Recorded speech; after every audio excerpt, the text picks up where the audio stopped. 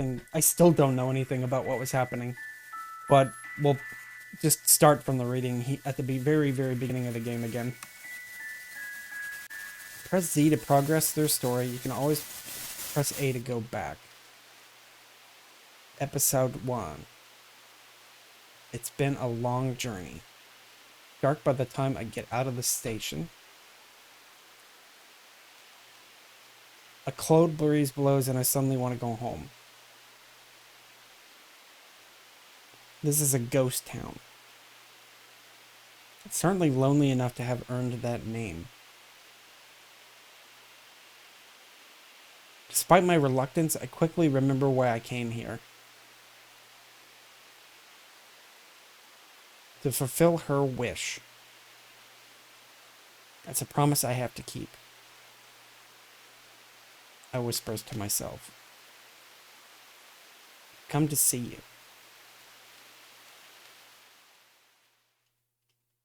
you. Seems like this game doesn't got much else going other than reading.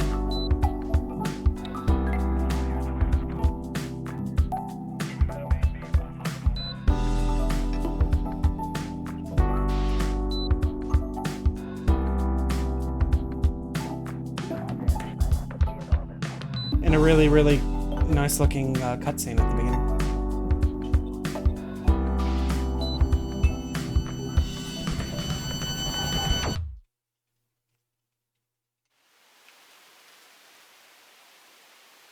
It's been my dream to dream?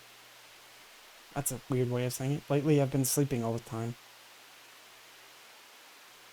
But I haven't dreamt at all. I want to dream. I want to escape from reality and go elsewhere. But no matter how much I sleep, the world of dreams just won't welcome me. Have I even ever had a dream? I'm not quite sure myself. And thus I'm on the precipice of awakening. My body slowly floats up from the darkness and dreamless sleep, reminding me that I do have a body and I'm not just part of the puddle of dream goo. But I want to sleep longer. I grab a hold of sleep's tail and try to sink myself back into the goo. When I let out a yawn and open my eyelids, I recognize the sound of a ringing phone, so that's what woke me up. That trifling realization sends sparks flying within my brain, instantly casting aside my drowsiness. I've woken up once again.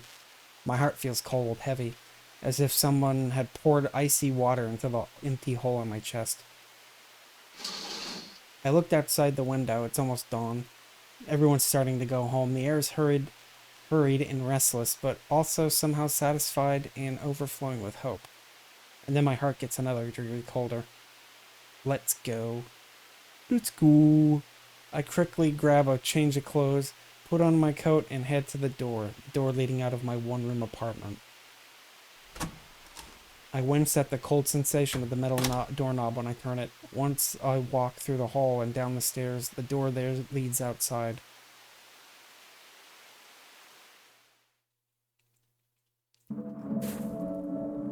It's the same outside as ever. Thick snow covers the ground. Like always, good things I brought my boots. A cursory glance at a nearby brick fence reveals graffiti in a language foreign to me. Behind it in the distance are buildings covered in pastel candy-like covers. Oh, this is really loud. Hold on a sec. Sounds nice, but the music is really loud. Wait. Is that 5, I guess? And it's still not loud. It's still too loud. I can't hear myself talk. Okay, Z to confirm. Building in... There we go. Behind in the distance are buildings covered in pastel candy-like colors. Except they now faded, dull, and ambiguous. There aren't many tall buildings.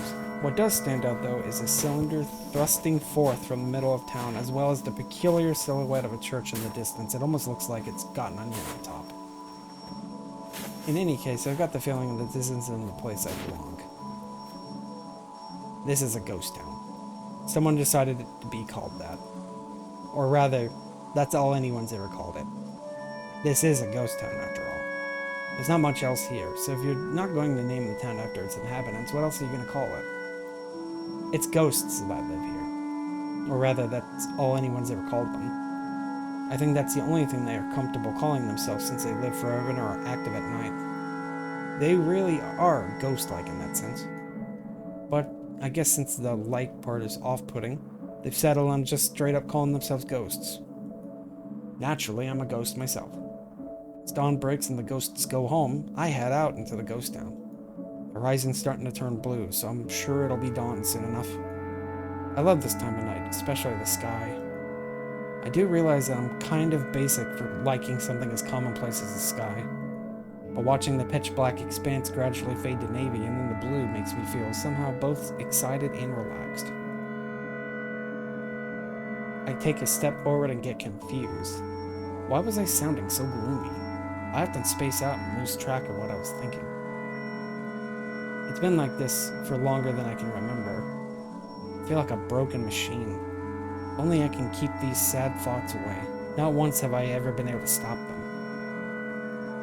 I start digging through my memory and try and remember what started that gloomy train of thought and walk outside half asleep. My feet just started walking on their own. Someone once said that the subconscious part of our mind is larger than the conscious one. I passed through the small gate of a similarly small apartment complex. There are many footprints left in the snow, but they're all footprints heading home in the opposite direction that I'm headed. It seems like lonely thought has set my memory into motion. I remember now, once again, I failed to dream. Then I got a phone call from that girl, which woke me up. I couldn't sit still, so I went outside. Heh. I wish I didn't remember that. But I suppose when you're forgetting something, it's human nature to try and remember it. The need to remember may not be at the top of the hierarchy of needs, but it's definitely pretty high up. Well, whatever, it doesn't matter. It really doesn't, I mutter to myself as I tread through the snow. When I reach the road, the snow has already been cleared, making it much easier to walk. Oh, there's like a little light over here flickering. There's not another soul on the road, but I can feel the gazes of the ghosts from inside their buildings. I can't say I like it, but it's better than seeing them face to face. There are many ghosts in this town, but as someone who currently doesn't have any friends, my one and only hobby is to walk around town early in the morning like this. It's nostalgic, melancholic, yet somewhat exciting. That's how I always feel when I go for these walks. I walk through the shabby backdrop of the city streets until I turn the corner, and the scenery changes ever so slightly. I've reached a plaza in the middle of town. There are benches placed here and there, as well as a signboard of a cafe with full view of the plaza. But it's not exactly a place with a calm and relaxing atmosphere. And that's due to the overwhelming presence of something that's the opposite of calm and relaxing. Big. In the center is the indiscernible stone wreckage of what probably used to be a fountain, and sticking out of it is a giant metallic cylinder with fins. It's been here for ages. Its silhouette is simple and clear, so too is its purpose. Destruction. Complete and utter destruction. I almost wanted to say complete global saturation. There's no mistaking it. It's a missile. I have no way of knowing what sort of missile it is, but the fact of the matter is that it's a missile. Nothing more and nothing less.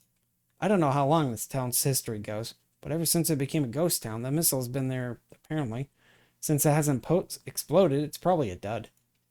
Strangely enough, the missile's packed with the names of the town's ghosts, etched all over its surface like some sort of memorial. Naturally, my name's on there too. I have no memory of writing it there, and yet there it is. Like a signature of a shady contract I've been deceived into signing. Maybe I'd be a little proud to have my name here if I like this town, but since I don't, it doesn't make me happy at all.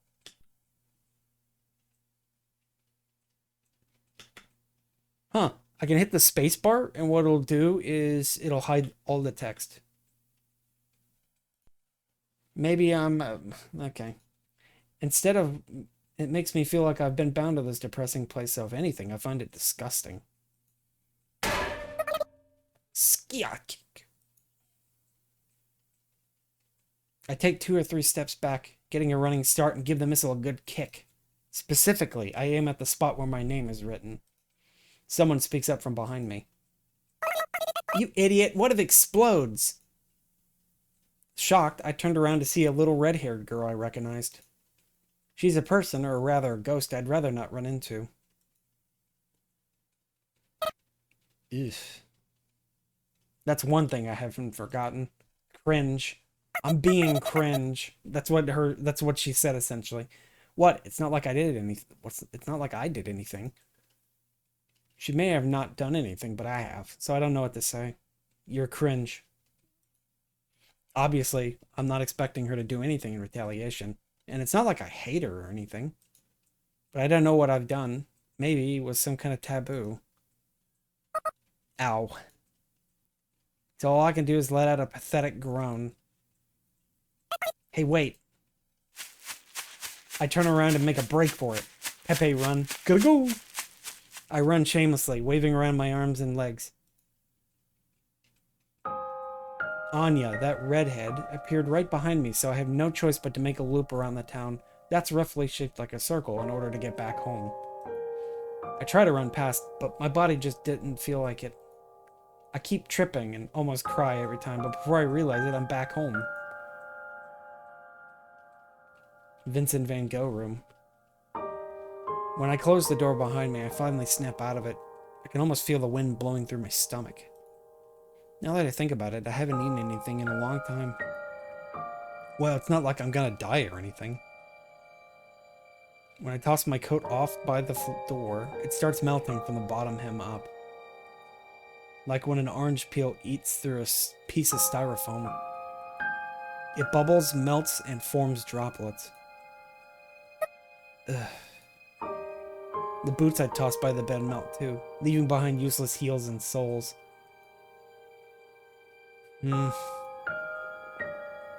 By the time I toss myself onto the bed, even my feet start to melt. Every ghost feels pain. Once the skin melts off, it exposes muscle that gets dry and stiff upon contact with the air. It hurts. The smallest flicker of air in the room causes me unbearable pain, as if rubbing air tints into open wounds. Ghosts can't survive the morning sun. The reason I kept tripping over myself on the way here may have been the result of losing part of my leg muscles. Thinking about that possibility helps distract me from a little from the pain. It's not as much as a problem as it may seem. It's not a big deal, really. Nothing dies in this town. Just leave it alone for a while and everything will be back to how it should be. To sleep is to temporarily lend your body to the darkness of slumber. By the time I wake up, my body will be back to normal. My legs will have healed. It won't hurt anymore. Hopefully. This sure hurts. I speak up even though I know there's nobody there to respond. Well, it'd be nice if there's someone to respond. Someone to sympathize with my pain.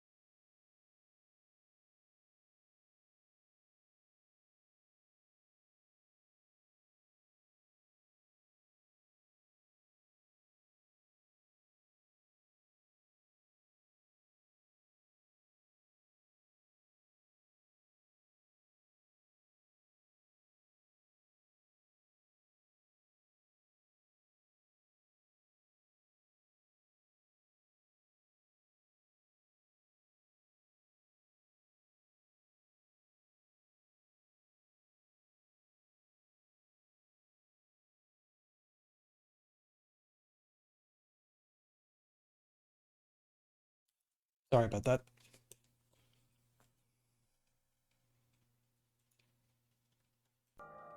Maybe I'm a little lonely.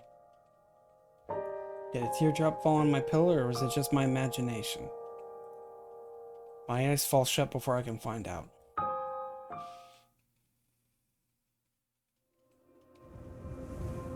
I can see a town off in the distance. I'm heading there at full speed.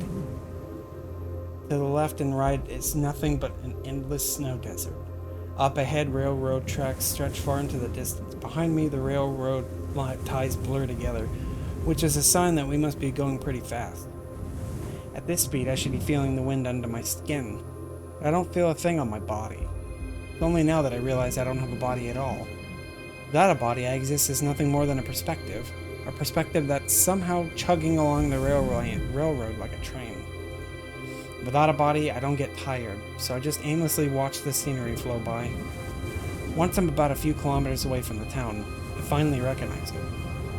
That's the town I live in. That's a bit of relief. At least it's not some strange unknown territory. But before long, my train self will arrive at the station. Hey, Mr. Cyberbrute.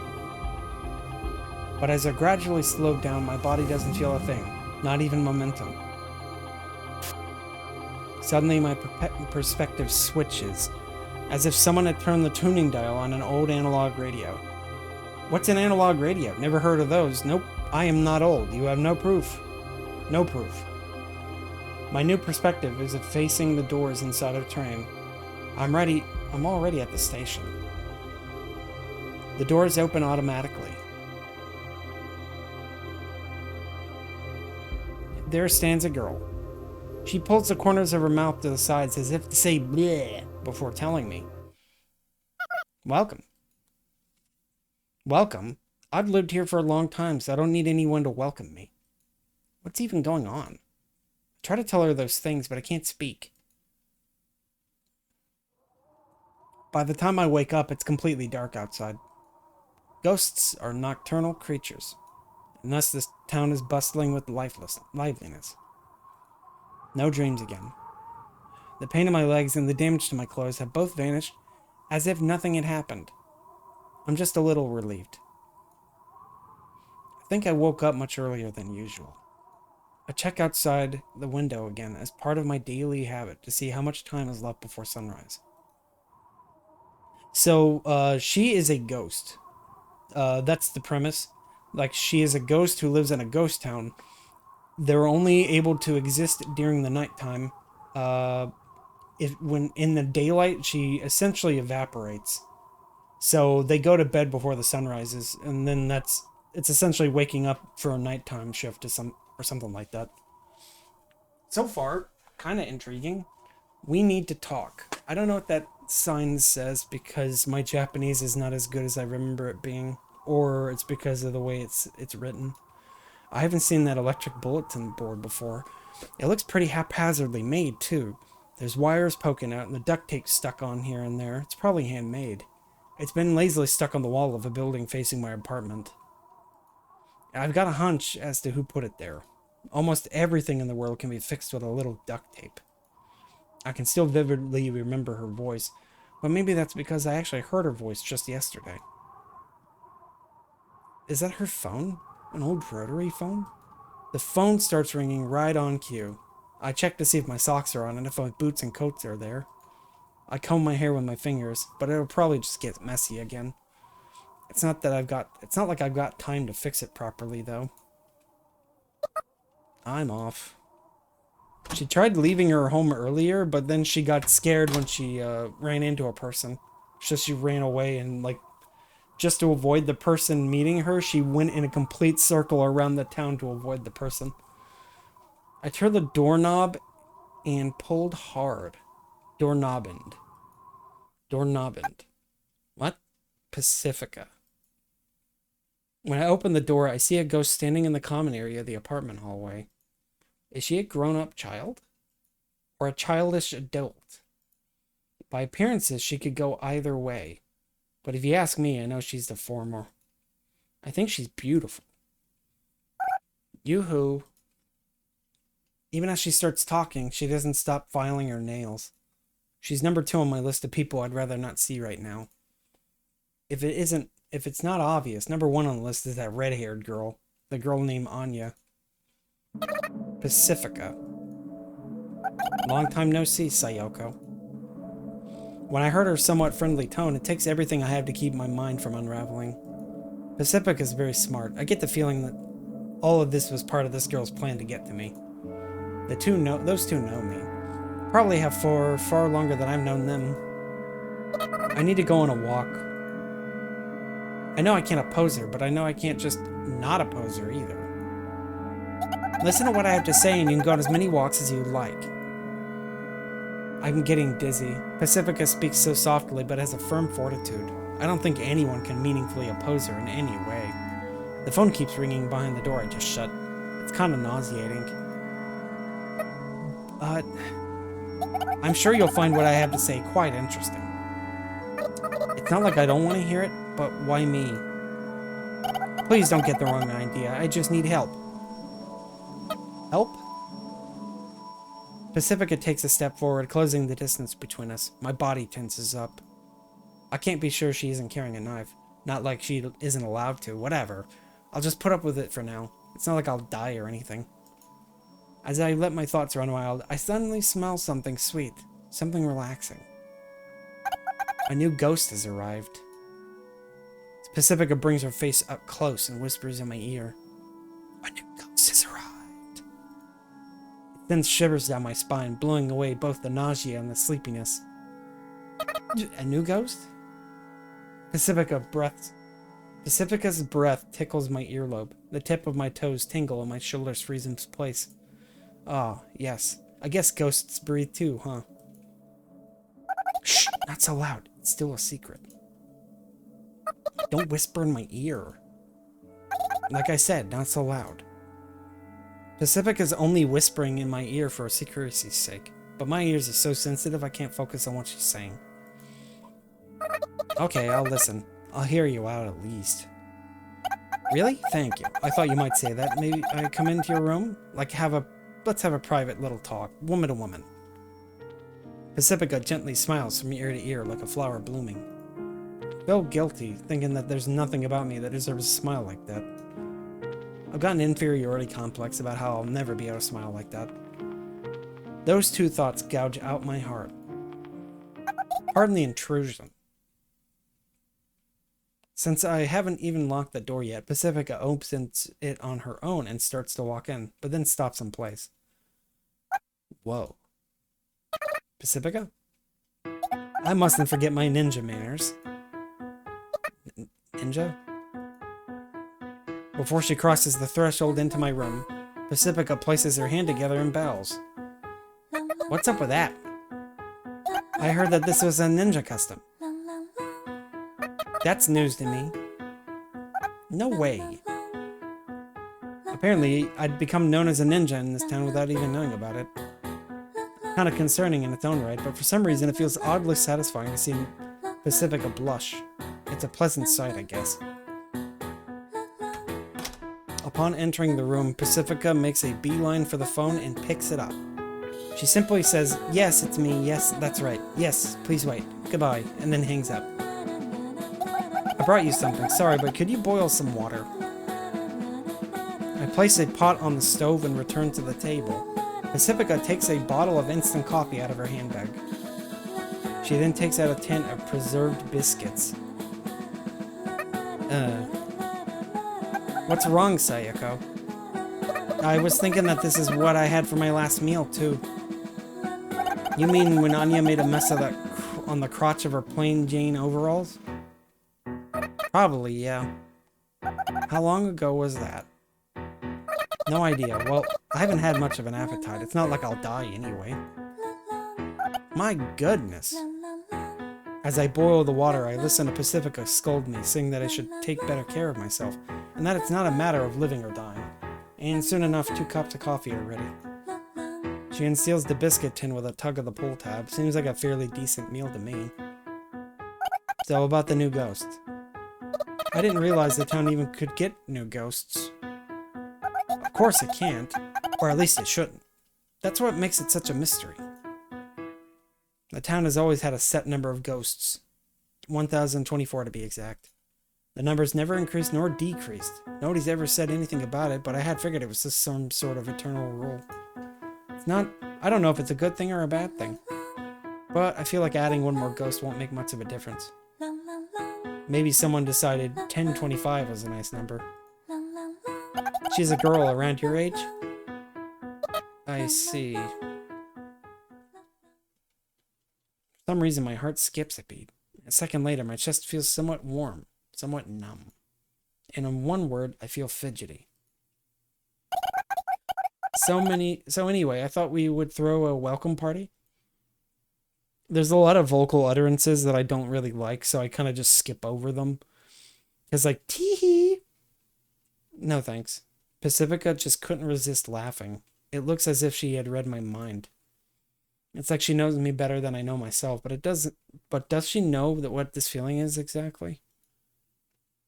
We have to throw her one especially due to the circumstances. What circumstances? The church is examining her. She'll most likely be tired once they release her, so we have to show her a fun time to make up for it. Ooh, spooky-ass building from earlier. The church, the town's biggest congregation of ghosts.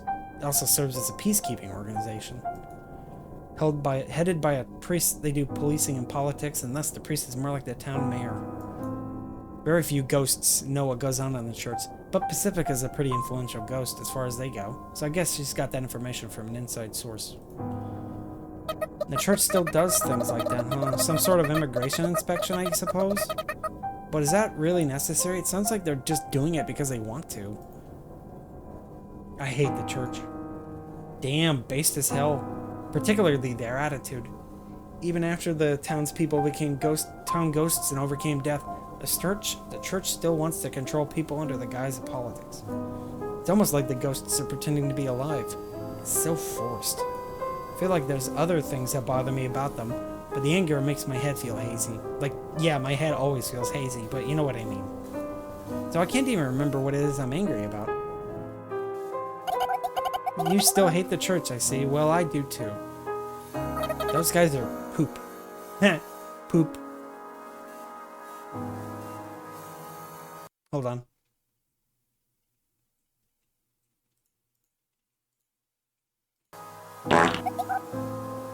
Church is poop. Poop is church. Do the poop chant. The two of us laugh like two boys in uniform merrymaking while oozing with pure unadulterated youth. Youth. That's not exactly a word I can relate to. So, Sayoko, will you help me out? Okay, I'll help if I can. Thanks. I'm so happy. When Pacifica hugs me tight, my body stiffens. There's nothing I can do. I figured I needed some sort of opportunity to do this, so I've been waiting for a long, long time. I'm so happy I could talk to you like this. Pacifica talks earnestly between sobs. That's right. While she can act overtly mature sometimes, that's all it is, an act. Everyone who's close to her knows this. I remember more than I thought. I feel happy that I remember, but it also feels odd that she's got some attachment to me. It's a swirl of emotions, like a spinning barbershop pole. Pacific is as gentle as ever. She hasn't changed. But what about me? I feel like I've changed a little. The same way milk changes after its expiration date. A change you can smell with a single whiff. I can't go back to being me. I suppose that's how I'd describe the way I feel. I guess I was just looking for an excuse. You've always been so close. I just needed a little courage to speak out to you. Ow. There's nothing I can say. Being touched makes me feel safe. I don't want to let you go ever again. But at the same time, it's making me anxious. After all, I have no idea how I could ever repay someone who makes me feel this happy. If I get too comfortable taking advantage of her kindness, she might start to hate me. And I don't want her to hate me. Dang. Relatable AF. I can't find the words to say. With just a single hug, all those feelings are revolving around inside me, and I'm just so afraid that I'll end up crushing that moment into dust. Just like that, the happiness has faded completely, leaving nothing but coarse anxiety coursing through my heart. Am I just not used to dealing with kindness? Pacifica suddenly lets go, and for a second I fear that her worst fears come true, but the reality is slightly different. Sorry, Sayoko, but, what is it? Are you showering properly? You kind of smell like spoiled milk. Oh, now that you mention it, I haven't showered since the other day. Which other day? You know, when I spilled that coffee on those ugly overalls of her. The poop talked. Pacifica leaps backwards away from me. There's a look of fear in her face that she probably wouldn't want anyone else to see normally. Well, I mean, if nobody's gonna come see me and the air's not humid, then why bother showering?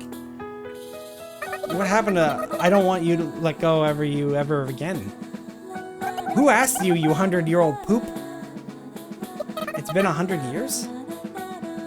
The very concept of a calendar has disappeared from this town, so time has become incredibly ambiguous. Ah, I see, so Ghostpia, time is convoluted in Ghostpia. Individually, a day is simple to track, but as the days piled up, it's impossible to keep track of months and years. You're having an easier time counting the sand in the desert or snow surrounding this town, one grain at a time. If you think about it, I suppose it's not normal to go this long without showering, huh?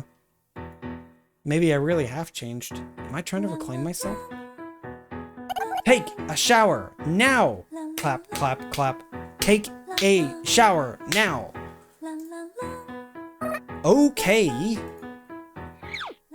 My fear of being separated from Pacifica turns into fear of Pacifica herself. I stopped thinking, grab a towel, and headed to the bathroom as quick as possible.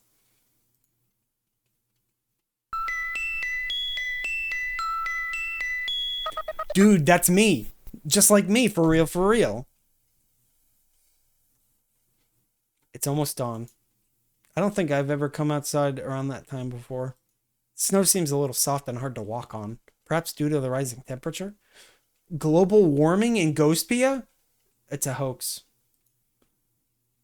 Hey, Sayako. Pacifica? Looks like I wasn't the only one who called here. I see, I guess that makes sense. The time has come. Is it done? I wonder. I can't wait. Pacifica nods and weighs her words a little. And then... If you can't wait, then let's hurry. Hey! I chase after Pacifica when she breaks into a run. Sayako seems like the type who would get easily winded from a walk. Just from like walking a couple of paces. I'm so tired, guys. Give me a minute, I gotta take a second. My first outing at dawn, we dashed as if swimming through the pristine air. Oh, I didn't even notice this Main Street looks so different compared to how it normally looks. It's like a quiet, still pond. And just as how a skipping stone makes ripples in a still pond, our footsteps and Pacifica's laughter break the silence. I'm excited. Not that I mind, but why are you out of breath? We take one turn off of Main Street and reach a workshop garage. Anya looks at us as she sits on a garage cam placed in front of the closed shutters, swinging her legs around. Oh, hi. Oh, Guten Morgen. Huh? The two of us laugh when we see Anya's confused face. Anya looks to be about my age, so I don't use the formal words with her. Pacifica seems to be older than me, so I ended up using formal words with her, but not because I'm trying to keep distance from her or anything. And it's not like I don't respect Anya either. Do those greetings mean anything? Not really, poop. You starting something? You fronting with me? Well, this is how things usually go. There's something special waiting just around the corner. That doesn't mean things will suddenly change between us. Well, whatever, I'm tired, so let's get down to business. Anya sighs. Her face does look a little tired, and her posture doesn't show any enthusiasm at all. So it's done? Is it done or is it not? What do you think? The way her eyes light up with confidence already spoils the answer to that question. It's done, it's done. I did it. I did it. Want to see it? You want to see it? I want to see it. I grab Anya by the shoulder when I say that. We both lost our cool. Anya chuckles to herself and pulls a remote out of her pocket. Time for the big reveal. Ka-choom! The shutters open, revealing a large, box-shaped silhouette inside the dark garage. Is it a Giga car? Ta-da! It is a Giga car. There it is. Our hope. Our first weapon. This one's for the books. A squarish armored vehicle. At least that's what it probably is. Wow, that's amazing, Anya. Indeed, I'm impressed. We walk inside the large, spacious garage, storing the armored vehicle and pat its frame. I'm not a car person, but I can tell that it's a reliable machine. The armor looks like it could deflect a few bullets, and the big fat tires look like they could handle any terrain. There's even 6 of them.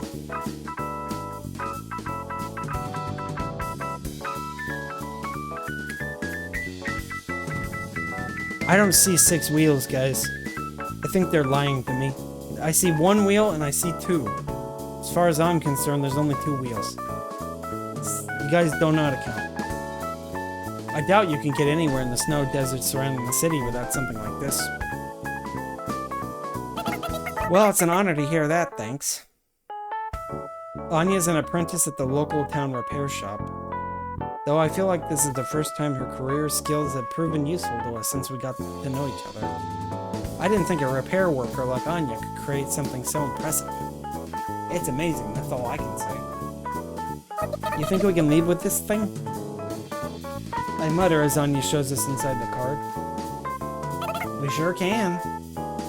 It certainly seems so. Our goal, or rather our dream, I suppose, is to leave the city. Or to be more accurate, is just to head to my home country, which may or may not be on the other side.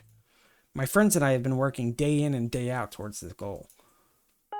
No idea how far we'll have to go, but I made sure we can pack up a lot of food and stuff, so we can bring board games and stuff too. Wouldn't it be too bumpy of a ride for board games? Oh, good boy, good point. Man, I'm tired. Time to sleep. And she just, what? Anya lies down on the hard concrete garage floor. I look outside the window. Sure enough, the sun's almost fully risen. Ghosts always get sleepy in the morning.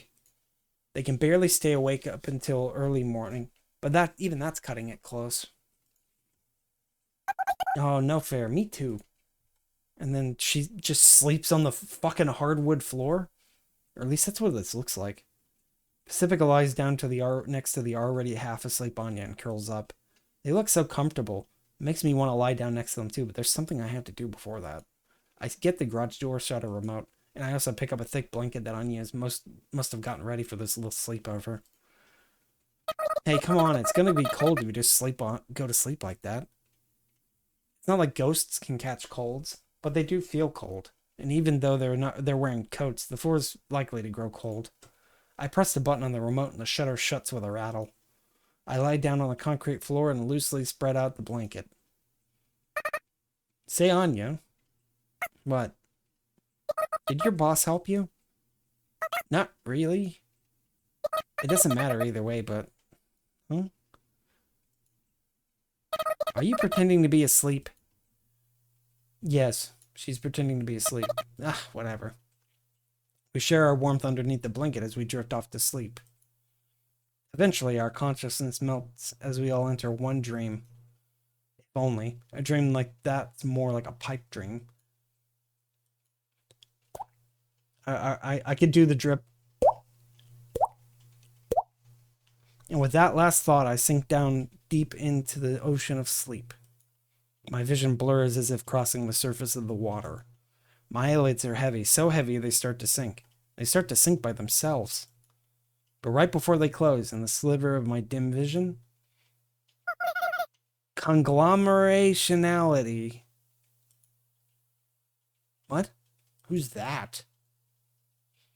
It's a little blue-haired girl. We walk around the street at night. In other words, during peak ghost activity hours. I never thought I'd walk around the street underneath a pitch black sky again. You don't have to be so nervous, you know. Sorry, but what? I can't find the words to continue. Our conversation fades into the air like smoke. Once I finished taking a shower, Pacifica said, let's go to the station. I'm not sure going there will help us prepare the welcome party for the new ghost. The fact that the station's such a walk away from my home doesn't help my enthusiasm either. My worst fears turn out to be accurate. Every ghost we come across gets out of the way when they see us, or rather when they see me. And it's clearly not out of kindness nor respect. The ghosts fear me. Complex emotions weigh down my heart. Resignation, I don't blame you. Sadness? Don't look at me like that. Indignation? They're already dead. What do you even have to fear? I hate this. Same. Unable to describe my jumbled up feelings, I say something embarrassingly ambiguous. I don't know if I should be apologizing, but I'm sorry. No, I wasn't blaming you or anything, Pacifica. Though Pacifica smiles, her eyes narrow. She's very sus. A sign that I haven't cleared up the misunderstanding. I curse my poor language skills. Can you hold my bag? I nod absent-mindedly and take Pacifica's handbag. This station's pretty big. It must have been an ostentatious building in its heyday. But it's hard to imagine what it used to look like now that it's an abandoned wreck. Most of the lights are broken, so it's incredibly dark inside. It's not impossible to walk here if you try hard enough, but it makes me wish I had a light. The few lights that remain intact are enough of a hindrance that your eyes can't adjust to the darkness, so anything that's in the shadows is completely dark. Pacifica strikes a match and lights an old-fashioned lamp. Pacifica's rich enough to buy high-luminescence LED lamps or expensive high-powered wearable lights. Or at least I think she is. But for some reason, she's using a lamp. Has she always been like that? I don't remember. I feel like there's a memory like that locked away somewhere in my brain. It feels odd, but it doesn't matter. The station appears to have been a terminal. Or at least that's the conclusion I've come to, seeing as all the railroad tracks only come in from one direction. It seems kind of fitting for a ghost town to be a dead end. At least that's what I think. I follow behind Pacifica from the front entrance to the platforms. There's not a star to be seen in the sky above the cracked ceiling. I see a single point of light ahead. It sways slightly, several dozen meters ahead. There stands a young red-headed girl. Yes, she looks nothing but young. Her name's Anya, a ghost who I used to be friends with just as much as with Pacifica. Sorry for the wait. Doesn't matter, you should take your time though. You run into any problems? Each time Anya's body sways, the float light hovering a little less than a meter above her head sways with it. I'm not sure how this thing works, but it makes her look kind of funny. It's like an angel halo. I mean, doesn't that seem funny? Ghost cosplaying as an angel? Hey, Batuga. Yeah, it's a cute looking game. Like, it's got quite a nice style to it. I had Sayako take a shower. Oh, I see. Now she doesn't smell like poop anymore. Or at least that's what they were joking about. They're ghosts, so technically they don't need to shower, but she had to shower anyway because I think she said the last time she showered was like 100 years ago. And I don't think that's an exaggeration. Oh, I see. I stay silent. I decided not to say anything unless spoken to. Also, the story seems kind of...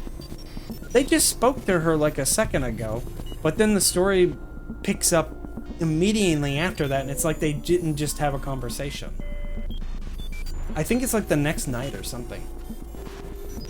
Time is convoluted in this place. I decided not to say anything. Yeah, I said that already. Long time no see. They just said hi to each other like the other day. But maybe that's because they're ghosts, so time just moves so weird that it'll feel like they hadn't seen each other in an eternity. Yeah, I guess so. Looks like I win this time. Whatever, Passy. It's not like I wanted to win. And I didn't want to lose. They got head trauma for sleeping on the floor. Yeah, exactly. They went to bed sleeping on the floor of a garage, and then like the next day it's like they never met. Anster just doesn't sound right. So that's her whole name, or is that like a pet name? The two of them exchange playful banter, but Anya's face looks a little stiff since I'm here. Those two are my only real connection to the town. Judging from what they said, I guess the two of them are betting to see who could drag me out of my room first. But I'm not enough of an idiot that I'd say something like, "Don't use me as a pawn in your games, you two." It's necessary to just accept these sorts of things if you want to revive interpersonal relations that have remained stagnant for years, or even longer. Okay, Sayako, let's head to the garbage dump. What? What? Hold up. Get a shower so we can go to the garbage dump. Okay, chat, you guys ready to go to the garbage dump? I don't even know where a dump is around my house. I think there's probably one maybe 10 miles away. Yeah, that's a good idea. Let's go. Let's force her to get a shower so that she can go to the garbage dump. Oh. Why the garbage dump? I wanted to ask, but instead I stayed silent. I don't want to disappoint them. Damn, that's relatable. Despite the things I say, I dream of reviving our friendship. Time to clean the toilet vibes, yep. Time to James Sunderland this thing. Okay, let's go. I'm gonna walk through broken glass, stick my hand through a slimy hole, and then put my hand in a toilet to reach for a wallet. A slight shadow comes to cast itself over Anya's face when I say that. It's a little frightening. Did I do something wrong? I guess there's no use in dwelling on it. She overanalyzes everything and assumes everything. She assumes everything she said is taken as a slight by her friends. Damn. It's like, oh no, did I say the wrong thing? They're probably gonna think I'm some kind of fucking nut. Man, if she said this kind of crap out loud. Alrighty. Anya claps her hands twice, and the float light above her head changes from an angelic halo to a shining sun. So bright, it makes me squint. Oh, solar flare action, huh? Flashbang out. Ugh, so bright. Maybe a little too bright? This thing's a cheap model, so it's only got 2 brightness levels, but I figured this should be plenty for picking up garbage. Yeah, that's true. Good job. You're a real engineering advisor. Hold on a second. I'm going to fix something. I think I have like a setting that makes it so that my emotes don't animate when I'm not looking. What did I do to turn this off? I know. Professional streamer here. Fiddling with his chatty settings while playing a game. Oh, there it is. I found it. Always animate. There we go. I don't mind being an engineering advisor, but why don't you just shop around stores? Don't you have money? Ghost money. Isn't it obvious? Huh? Well, I guess. She shrugs. Anya shrugs as Pacifica starts walking ahead. She has that lamp again. Once my eyes adjust to the light, I follow behind. So does Anya. We didn't make eye contact, but you could say we're on the same wavelength. Whenever Anya moves, her miniature sun sways, causing the shadow cast by rubble, signs, and pillars to stretch and shrink. Let me explain from the beginning. The needle on the compass points north. I know. Wow, you really know your stuff, Anastasia. Anastasia? Aster, Anastasia, Anya. What is her name then? Don't call me Anastasia. But that's what Anya is short for, isn't it? Hell no, don't just make stuff up. But it's cute, like you're a princess. That's exactly why I hate it. Don't you dare make it a thing. They were calling Sayoko poop a moment ago. We quickly backtracked the way we came. Thanks to the intense light, it's much easier this time. It's still pitch black outside the station. I got a little dizzy thinking about how long the night is. Anya claps her hands twice and the light fades. I kind of like that. Clap on, clap off. Clap on, clap off. The light's mechanical core pops onto the ground. What a convenient little thing. Probably too expensive for me to afford, though. Then again, I guess I can't afford anything since I don't have a job. Holy. No job, no maidens, gormless, without a great rune. Maidenless and gormless. Then again, let's see. And dead. Lifeless. Damn. And apparently the new girl's being interrogated at the church. Yeah, I know. That's all we know. I'm thinking that even after she gets released, her reputation with the church will remain sensitive. And if we go shopping for her, it may sour the shop's reputations with the church. Oh. Maybe it's different when you shop, but things could get complicated with our other shops due to the church's strong influence on the economy. Ghost church. Like the city is like maintained by some kind of ghost church. It's fun to just put ghost in front of everything. I'm a ghost and I'm gonna go to the ghost store to buy some ghost paper towels. It's important that we care for the new girl, but we shouldn't cause trouble for other people either, right? Pacifica breaks into a smile. I like this smile way more than that flawless, forced smile she sometimes makes. The cringe smile? Bald yikers? Who cares? Rude. Shut up. As those two walk, we eventually reach the garbage dump. It's near the station, so it doesn't take long. Now that I know the garbage dump was our destination, I guess it makes sense why we met up in the empty station. It's the perfect meeting place for an outcast like me. It's easier to think when you don't talk. Actually true. Isn't that right, Sayako? Huh? Oh, you were talking to her? Huh?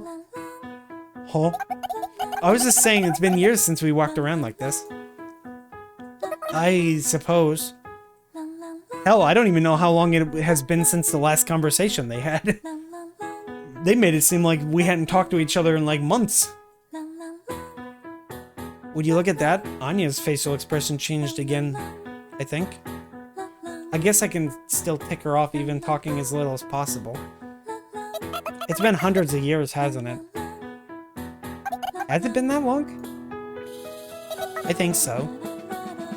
Okay, then let's go with 9,999 years. It's a conspiracy. Yeah, it is probably a conspiracy. But like I said, even they'd notice that there's like a weird gap in the last time that they talked. Even though it was just like instantaneous for me, the viewer, for them it was like apparently thousands of years. I don't get why the quip's gotten so popular. I didn't like it one bit. This conversation is reassuring in two ways. First, it's reassuring to know that my presence doesn't immediately ruin the mood. Oh my god, that is so true. I love feeling like that when I don't Sometimes I feel the same way when I'm around people. I sometimes think I should just be quiet rather than like say something potentially weird. Not that I think I say anything weird, but you know, sometimes you feel like that. Where you're just like afraid you're gonna say something that just like sets somebody off. Because I think I've definitely done that several times when I was younger. I've never done it again. I'm completely changed. New person. Good person now.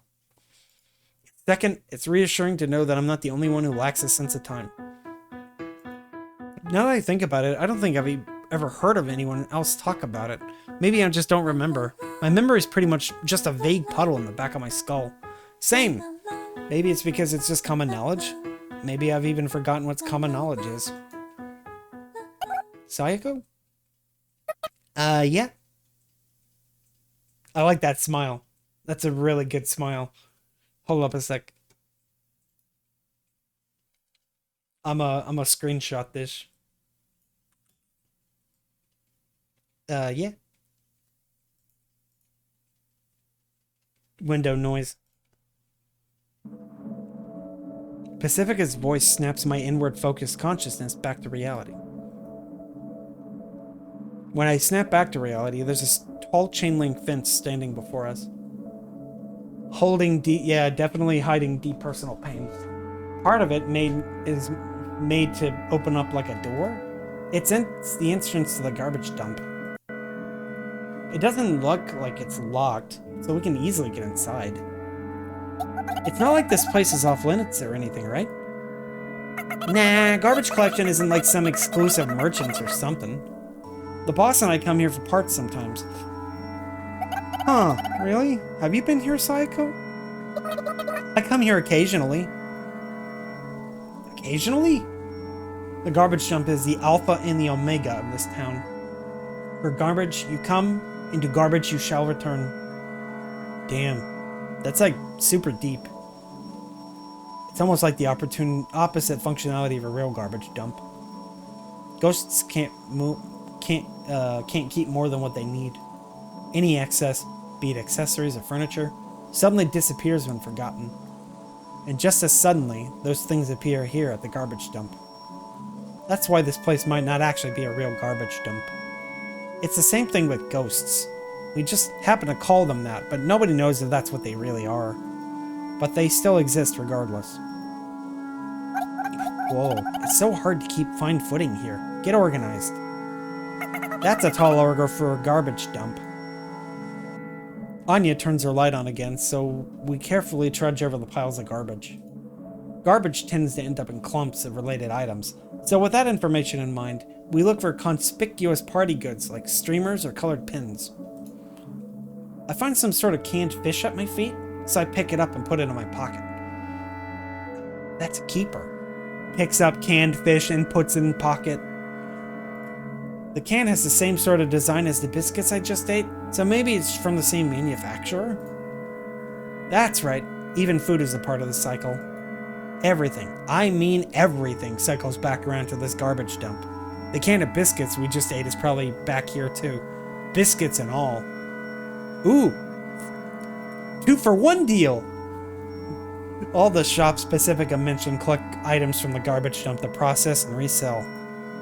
Ghosts rummage through this garbage dump and live modest lives based on their needs, just as they always have, and probably how they always will, too. You can see that for ghosts, this place is like a bountiful ocean. It's like Alan Wake said, it's not a lake, it's an ocean. And then he hits the key on the keyboard and the game stops. And I suppose that might be why it's relaxing to come here. I should have said Alt F4. That's what he said. He said, it's not a lake, it's an ocean. And then he hits Alt F4 and closes the program. Here you can find anything as long as it's not living. I feel like I've heard something like that somewhere before. But who was it that said it again? Blech. And then she fucking slides down the hill or something. I can hear the clattering of metal as my body starts to feel like it's floating on air. Though in reality, all that happened is that the pile of garbage gave way and I lost my footing.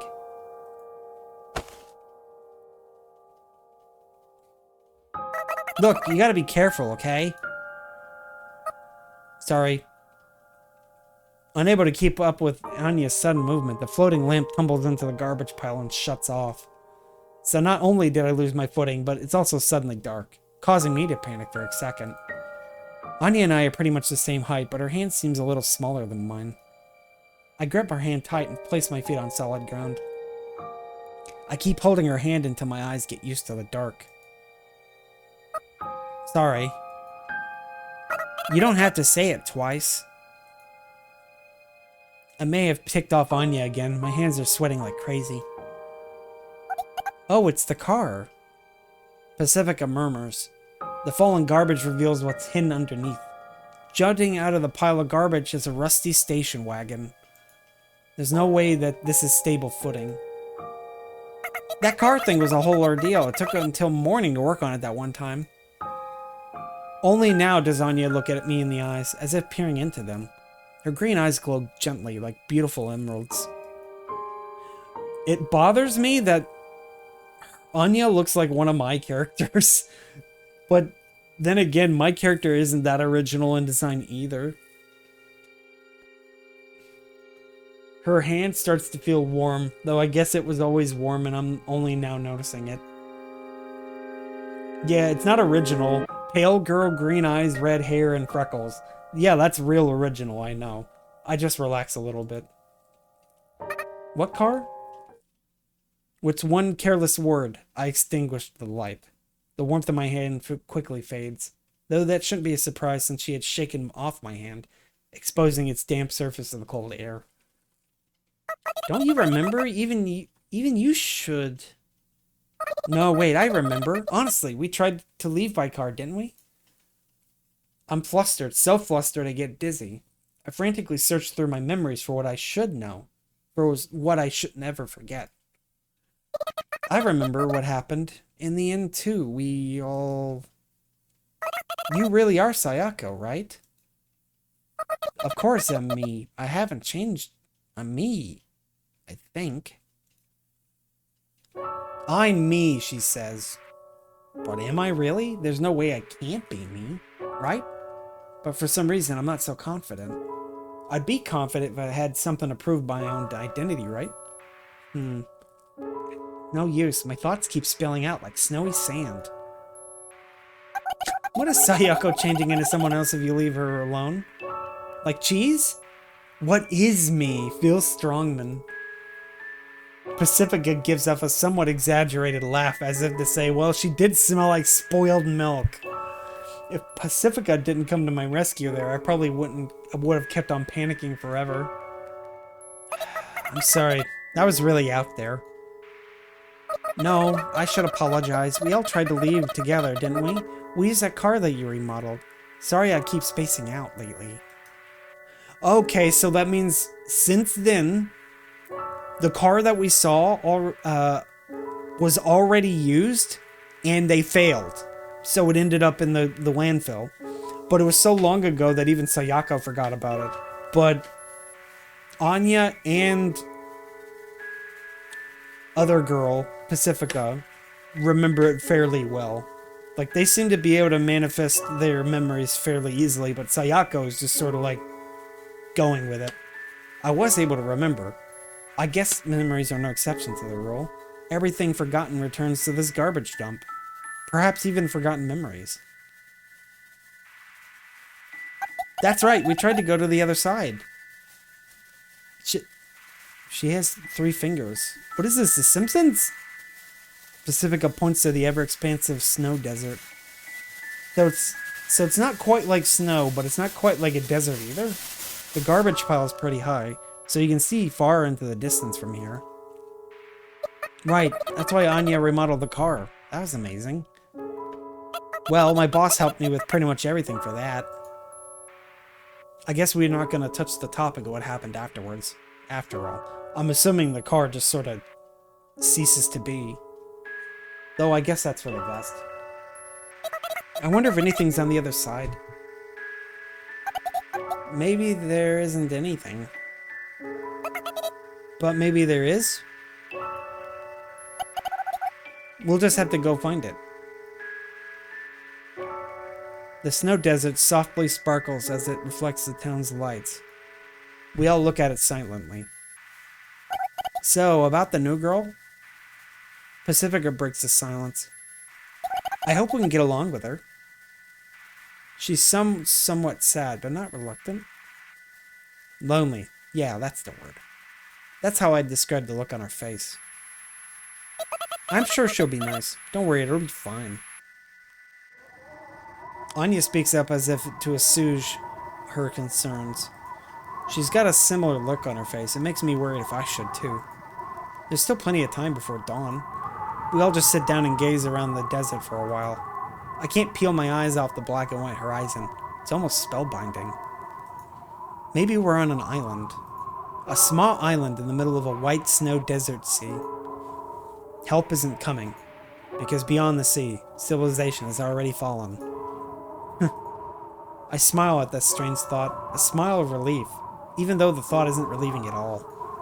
I can sense Pacifica smiling, and eventually Anya smiles too, as if unable to handle the peer pressure. Garbage Island? Yeah. Garbage Day? God, that's That movie, what the hell? Sorry, I make references sometimes. I assume most people understand that bad reference, but even I don't think... It was like such a meme. It's just like a movie, and the guy's just walking around shooting his neighbors while they're trying to put out their garbage. It's so fucked up. I guess it's obvious that I'm smiling, but it doesn't feel bad at all. I try to play it cool and keep staring out across the sea. The other two watch as well. It's a beautiful night. We may be sitting in piles of garbage, but it feels like a beautiful night nonetheless. Oh, hide the mouse. Breaks my immersion. About 60 out of 100. If I were to rate today, that's about how high I'd rate it. That said, I give my rating the moment I crawl into bed, so my opinion may be a little skewed. Alright. I kind of like these backgrounds. You can just hit spacebar and it'll hide the text, and you can look at the little pretty backgrounds while you're thinking about it.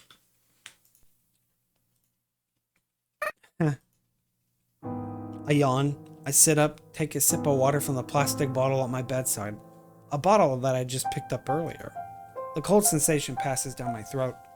I let out another sigh. I'm too tired to even feel tired. I'm so tired of thinking.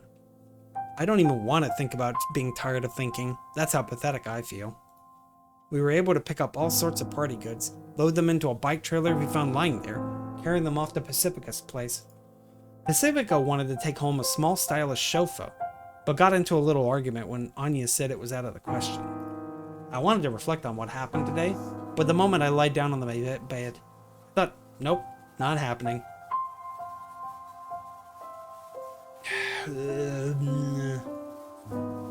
I try stretching, but to no avail. It only makes it worse, if anything. The intense sleepiness quickly crushes my consciousness. So quickly, I don't even have time to talk about it, what crushing a consciousness means. Good night. KW leave. Looks like they poured a lot of love into the art, definitely. The following is Sayako's attempt at recalling her memories. She has dreams, but you know how dreams are. If you wake up at a certain part within that sleep cycle, you just forget it. Or you have like an inkling, is like, I remember I was dreaming, but I don't remember what it was. And it's like, you're just trying your very hardest to remember what it is, and it's like on the tip of your tongue. Okay, let's go. The red-headed girl steps on the gas. The car starts. PS1 mode right now, probably because of the bitrate. Holy crap. An angry man in priest robe glares at the car from behind. The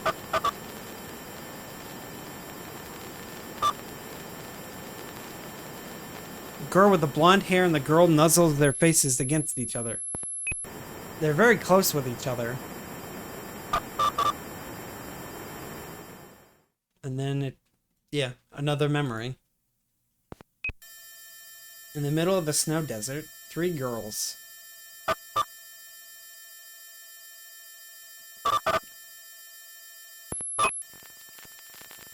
Gunshot.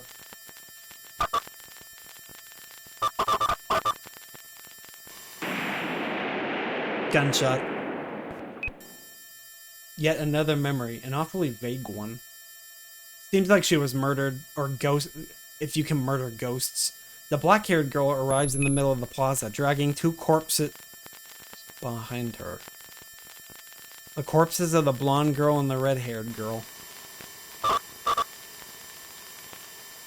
A crowd gathers in the blink of an eye. Brawny men surround the black-haired girl. The red-haired girl and the blonde-haired girl arrive on the scene, perhaps having revived at the garbage dump. The crowd makes way. The red-haired girl vomits. The blonde-haired girl pats her on the back and breaks down crying. The corpses wither away without a sound. They mummify and fast forward, leaving nothing but bones. The men lunge at the black-haired girl. End of memory. Plaza is covered in the blood of ghosts. That's apparently what happens to ghosts when they die. Their fleeting corpses quickly begin to wither away. They grow cold from the head down. Whoa, whoa, whoa, whoa, whoa. I can't believe the beast-like roar coming out of my own mouth. Even if I try to keep it in check, the rough breathing keeps spelling out. It irritates me. In retaliation, I trample on one of the broken-neck corpses on my feet. I still can't hear my own sound effects for some reason. The barely intact neck makes a nice squishing sound when I stop through it onto the ground. God, tinnitus! Ah, that hurt my ears. I look up to see Pacifica and Anya staring blankly at me. Their eyes are empty, as if not even looking at anything. My mind is completely blank. But I do know that I've lost everything. I tried to escape. I turn my back to them and try to run away. And running right behind me stands an unfamiliar girl. The blue girl again. You must be lonely. Lonely, that's what the girl said. That's the one word I wanted to say more than anyone else. I feel as if I cried. Maybe I did really cry this time. But before I can check, the dream ends.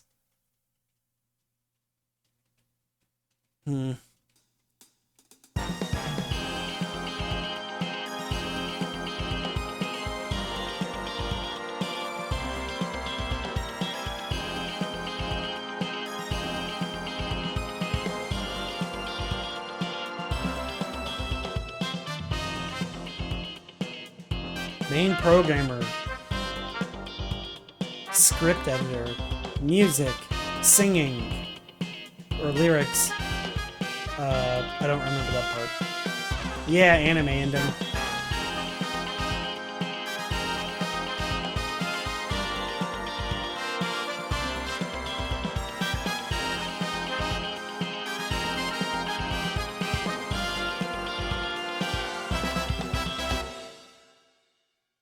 They only have 3 fingers.